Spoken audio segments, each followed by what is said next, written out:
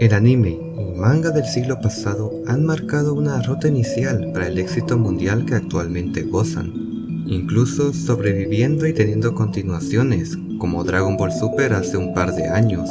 Sin embargo, a pesar de que el universo de Toriyama sigue explorando y narrando nuevas aventuras, otras franquicias logran mantener su lugar en el medio aún tras haber finalizado. Por supuesto, me refiero a Sailor Moon, aquel manga sobre chicas mágicas que derrotaban a distintos enemigos. Con tanta fama y teniendo en cuenta una corriente que se ha vuelto igual de popular, yo me pregunto algo. ¿Sailor Moon es feminista? Claro, es necesario indagar primero sobre los orígenes de Sailor Moon antes de responder a esa pregunta. Sabemos la inspiración de Naoko Takeuchi, la autora de Sailor Moon, gracias a una entrevista publicada en la Rolla Magazine de septiembre de 2013. Por ejemplo, ella menciona que quería dibujar un manga parecido a Goranger, la misma serie que inspiró a los Power Rangers. Por supuesto, el enfoque sería una historieta para chicas, y aquí empieza un problema. Desde el inicio dije, quiero hacer una serie sobre un grupo de 5 hermosas peleadoras, y ellos, los editores de la revista Nakayoshi, dijeron, un momento, en un grupo de peleadoras siempre hay un personaje obeso y cómico, y otro inteligente con anteojos. ¿Cómo las harás atractivas? Y las quejas continuaron. Oh, esos viejos, creo que no entienden los cómics para mujeres. Y no es la primera ocasión en la que la autora evita que su trabajo sea alterado. En la Rolla Magazine de enero de 2014, Takeuchi declara que hubo una oferta de Hollywood para crear una película. Ella lo rechazó por temor a arruinar el material original. El resto ya se conoce. Sailor Moon se volvió un éxito y Takeuchi consiguió un nivel de independencia en su obra. Pero esa experiencia en Nakayoshi resulta muy interesante al entender el contexto japonés y el feminismo. Por lo tanto, me detendré en estos dos aspectos. Durante finales de los 80s e inicios de los 90s, Japón experimentó una transformación respecto a las condiciones laborales de las trabajadoras.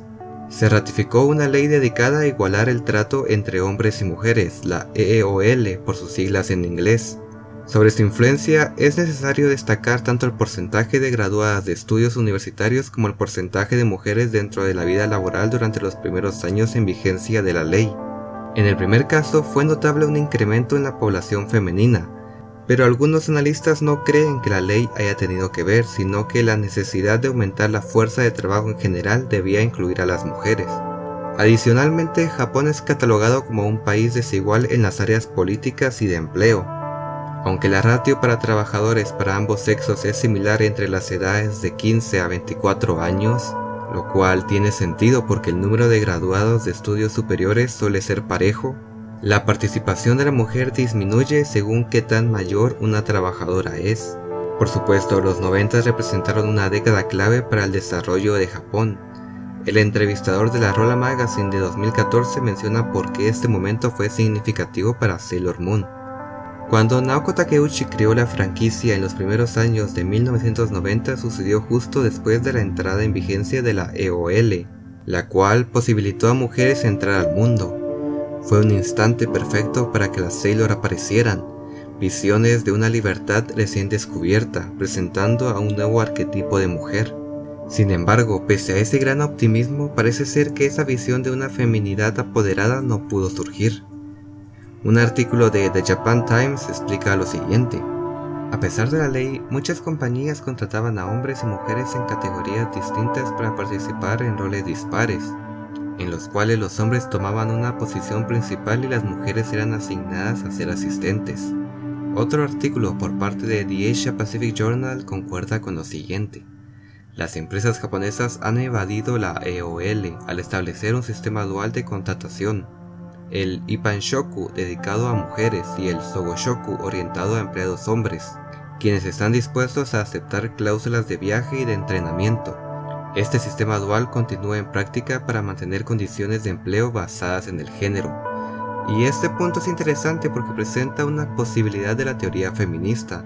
Aunque antes de dedicarme a explicar a cuál teoría se refiere, debo decir que el feminismo, como cualquier sistema ideológico, posee variantes significativas.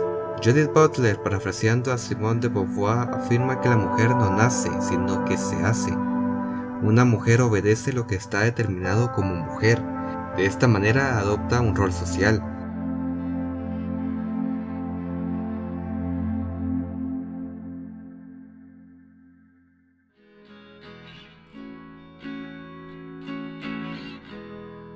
Originalmente, con el propósito de dar respuesta a la afirmación de que biología es destino, esa diferenciación sirve al argumento de que, con independencia de la inmanejabilidad biológica que tenga el sexo, el género se construye culturalmente. Por esa razón, el género no es el resultado causal del sexo ni tampoco es tan aparentemente rígido como el sexo. Muy posiblemente, la joven Naoko Takeuchi pensó lo mismo mientras dibujaba Sailor Moon. ¿Por qué se le obligaba a dibujar un personaje inteligente con lentes que no pueda ser atractiva? ¿Por qué los editores de la revista la presionaban para influir en gran parte de la historia de Sailor Moon? Es innegable la resistencia que presentó Takeuchi para defender sus ideas artísticas, y considero importante citar lo que dijo en la Rolla Magazine de 2013 al referirse a la crianza de su hija. Siempre pensé criar a mis hijos con mucha libertad, a diferencia de cómo lo hicieron los míos. Es evidente la motivación de la autora para plasmar personajes femeninos que no necesitan la ayuda de los hombres, porque para Takeuchi una mujer puede ser igual de útil en cualquier situación. Por eso es fácil hallar a Serena, una chica cualquiera sin cualidades, un personaje que pudo haber motivado a otras jóvenes que crecieron con Sailor Moon. No sé con certeza si Naoko Takeuchi tuvo una intención para escribir un manga feminista. De hecho, ni yo mismo creo en esa hipótesis. Sin embargo, sí concuerdo en que Sailor Moon presenta un intento de igualdad al menos de manera tangencial. Para terminar, y después de todo lo dicho, puedo entender algo. Cuando le preguntan a Naoko Takeuchi sobre por qué no existe una Sailor Earth, ella responde que sí existe, es Tuxedo Mask. Es decir que la Sailor que representa la Tierra es un hombre.